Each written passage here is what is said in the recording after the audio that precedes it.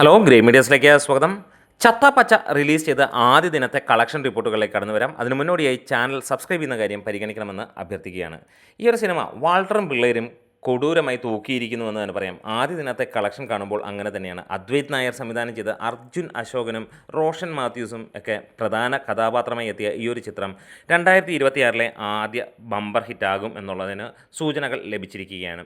ആദ്യ ദിനം സിനിമയ്ക്ക് ട്രാക്ക് ചെയ്യപ്പെട്ടത് 998 ഷോകളാണ്.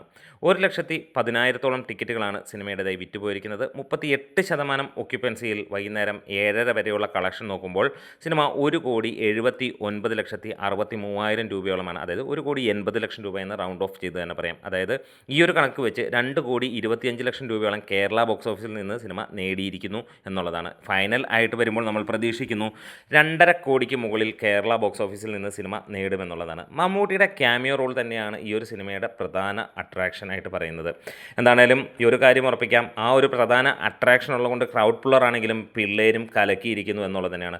മികച്ച സംവിധാനം, ഒപ്പം അർജുൻ അശോകനും റോഷൻ മാത്യൂസും ഒക്കെ തകർത്തു വാരുന്ന അഭിനയവും നമുക്ക് കാണാൻ കഴിഞ്ഞു എന്നുള്ളത് തന്നെയാണ്. പ്രത്യേകിച്ച് ഗംഭീരം എന്നുള്ള വാക്കുകളൊന്നും ഉപയോഗിക്കാനൊന്നും ഇല്ലെങ്കിലും പുതുമ നൽകുന്ന ഒരു ചിത്രവും ഒപ്പം ആളുകളെ പിടിച്ചിരുത്താൻ കഴിയുന്ന ഒരു ചിത്രവും എന്നുള്ളതാണ്. വൺ ടൈം വാച്ചബിൾ എന്ന് തന്നെയാണ് ഏറിയ പങ്കും ആളുകൾ പറയുമെങ്കിലും ആദ്യത്തെ അരമണിക്കൂറുകൾ സ്ഥിരമായി എല്ലാവരിൽ നിന്ന് കേൾക്കുന്ന അത്ര മികച്ചതായില്ല എന്നുള്ളത് തന്നെയാണ്. ഇനിയും സിനിമ ടോട്ടലി ഒരിക്കൽ കണ്ടിരിക്കാം. എന്തായാലും പുതുമയുണ്ട്. എന്താണേലും ആർക്കും ബോറടിക്കാതെ മുന്നോട്ട് പോകും എന്നുള്ളതും ആണ് ഏറ്റവും വിലയിരുത്തപ്പെടുന്നതും. അത് തന്നെയാണ് ഒരു സിനിമയ്ക്ക് വേണ്ടതും. എന്തായാലും ഈ ഒരു സിനിമയ്ക്ക് വേൾഡ് വൈഡ് ആയിട്ട് 2 കോടി പ്രീ സെയിലൂടെ വന്നിട്ടുണ്ട്. അത് 1 വീക്ക് കളക്ഷനാണ്.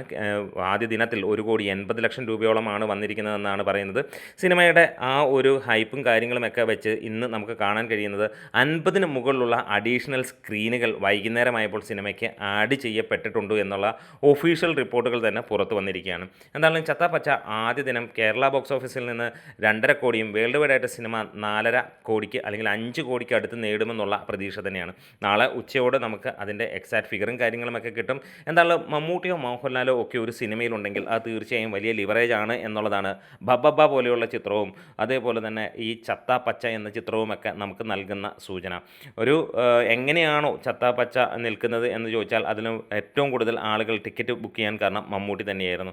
ഒരുപക്ഷെ ബബ്ബയിലും നമ്മൾ അങ്ങനെ തന്നെയാണ്. ആ ഒരു ക്യാമിയോ റോളിനെ കുറിച്ചുള്ള ഡീറ്റെയിലുമൊക്കെ നമുക്ക് പിന്നീട് സംസാരിക്കാം. വീഡിയോസ് ഇഷ്ടമായെങ്കിൽ ഒന്ന് സപ്പോർട്ട് ചെയ്യാം. Great medias.